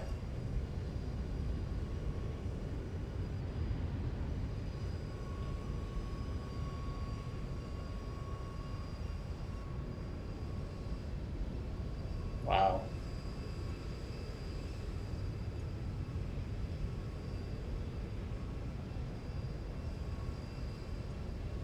It's gonna land this bitch.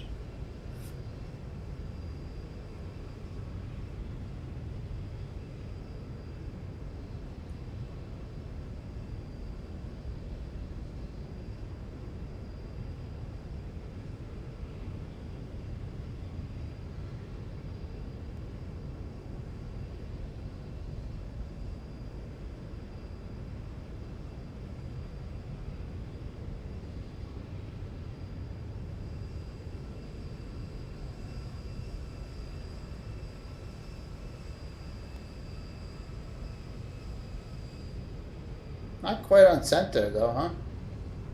It put me down though. It's pretty impressive. Where's the reverse thrusters? No? Is that my job to put the brakes on?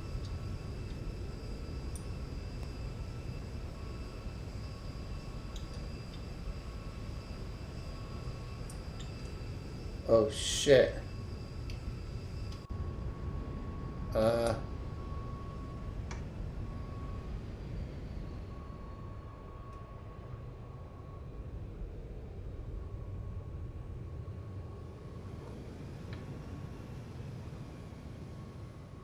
Whoa. As you can see, I don't really fly too well. Alright everyone, we made it here.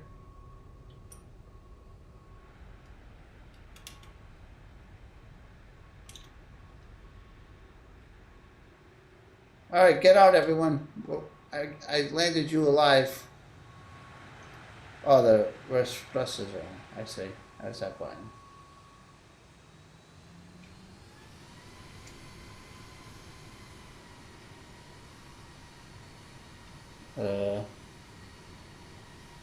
Okay. Brake is not on.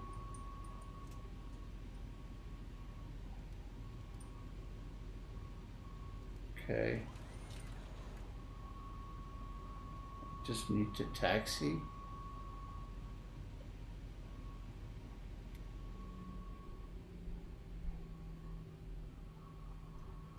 Why ain't we moving? There we go. Alright, I'll park this bitch. Yeah. I can do this.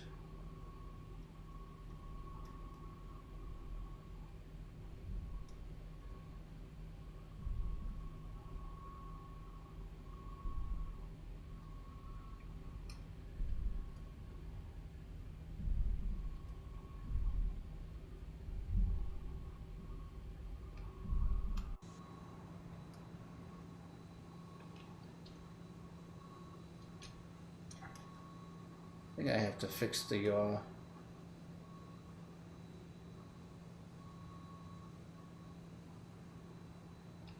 Hang tight. I think I gotta fix the settings.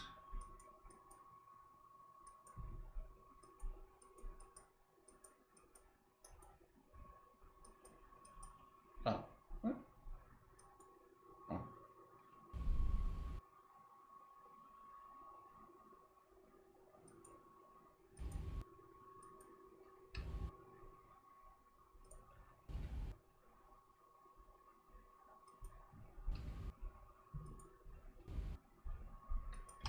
There it is.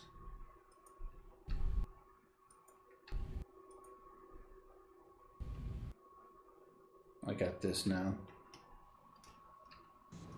I wonder why I wasn't turning. I will find a nice parking spot here. See some chicks. I guess this is fun. You guys like doing this stuff? I don't know. I just like flying, really.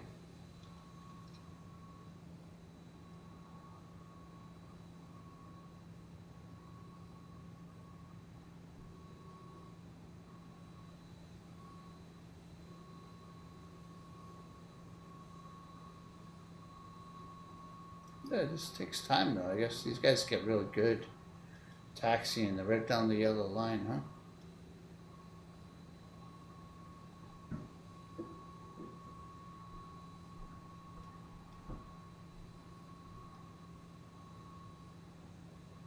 How's that? I'm looking for a Southwest terminal. Anyone seen one? I'm a little lost. Smoked a little bit too much on the plane ride, you know.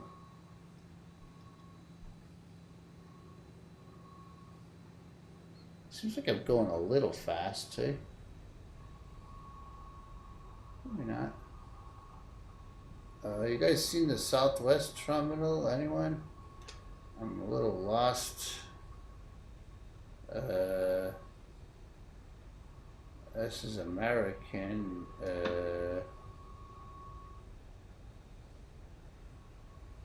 That looks like DHL over there, international. Let's go this way. Maybe Harrison Ford can help me out over here. Fire. Okay. We're heading this way. I tell you, I got good frame rate. Am I in 4K? Yeah. No, 1080p.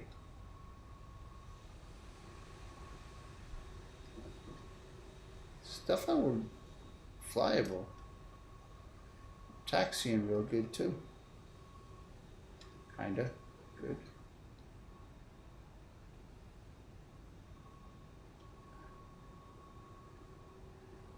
I'm determined to find Southwest. Alright, I'll go a little faster.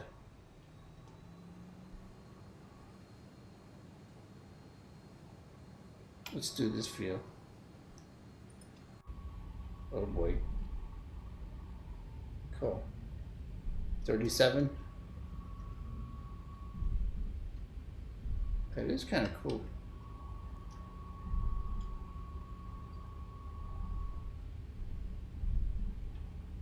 Anyone seen Southwest?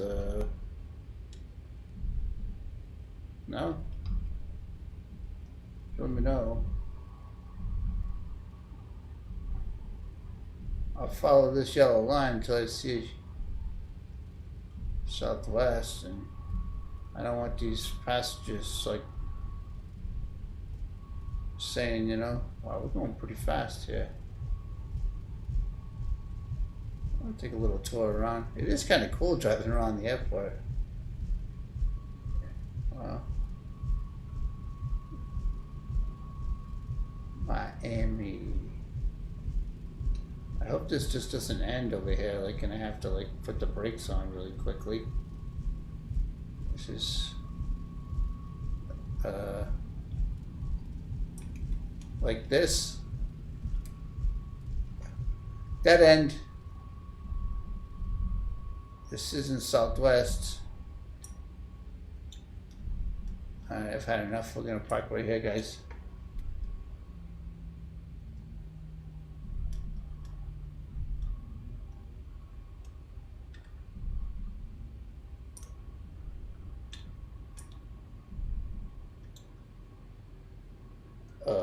I got this.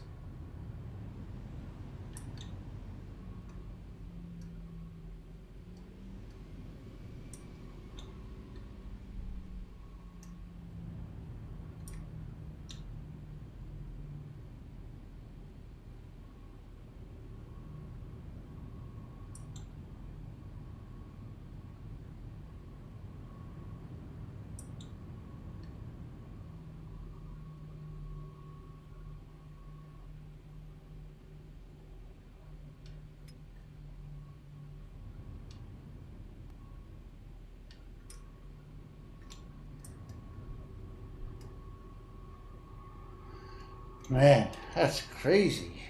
I don't know how you guys do this stuff. How'd I do? Not bad. I mean, we made it.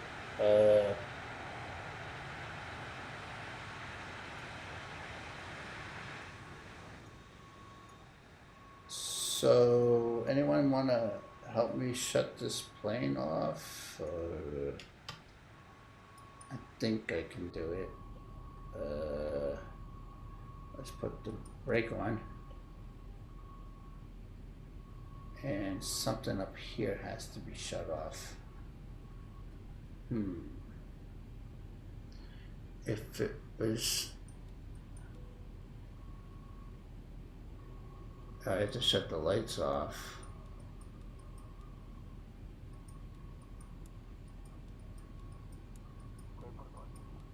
Oh, clear for departure. It's something that I remember. It's the APU. What? Excuse me, it's the APU.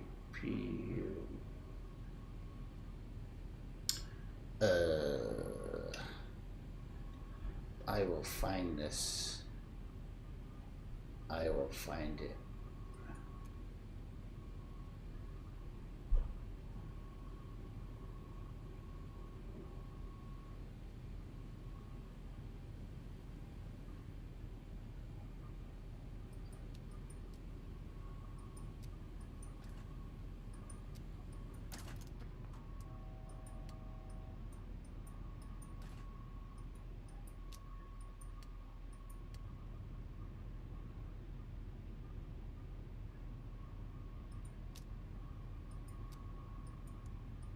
I don't know, I'm shutting shit off.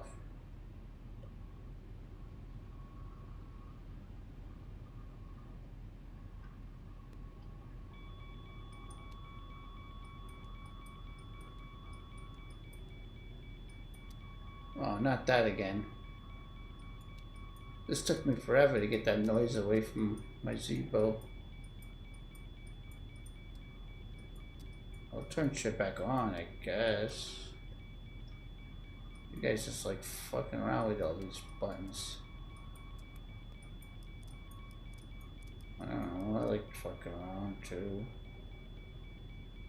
Maybe I should figure out what all this is.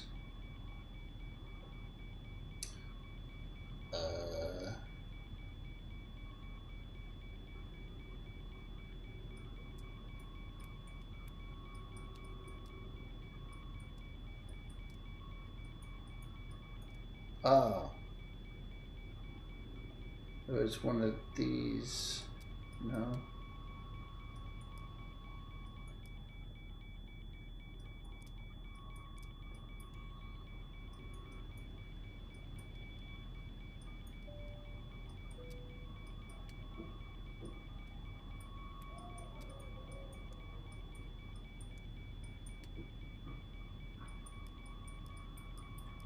I like playing with all this stuff.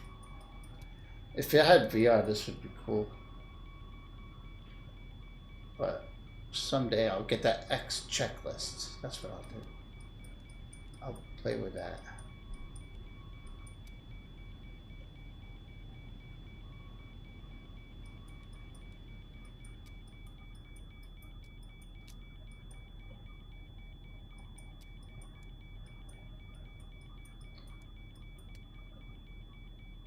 Oh, but I have this right here where I can load in things.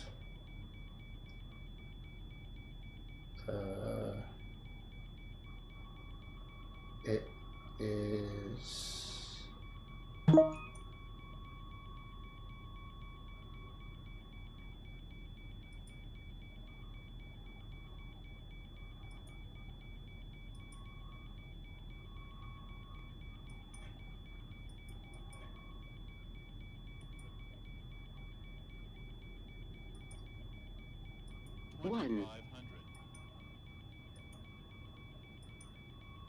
Ah, what did I do?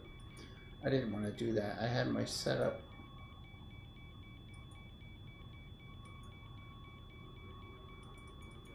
I had this all set up and I just reset it and saved it.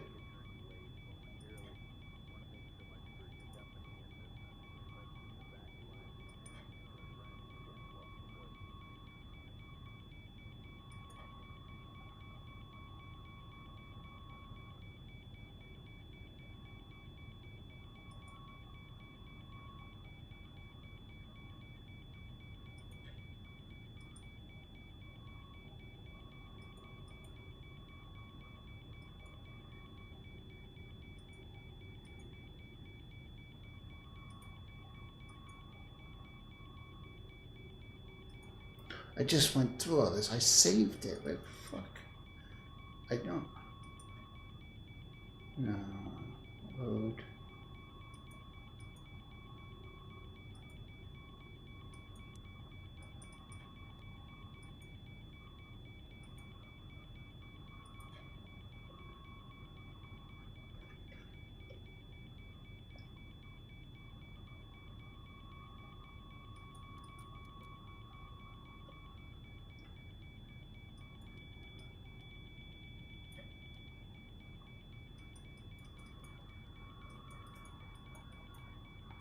I hate that noise.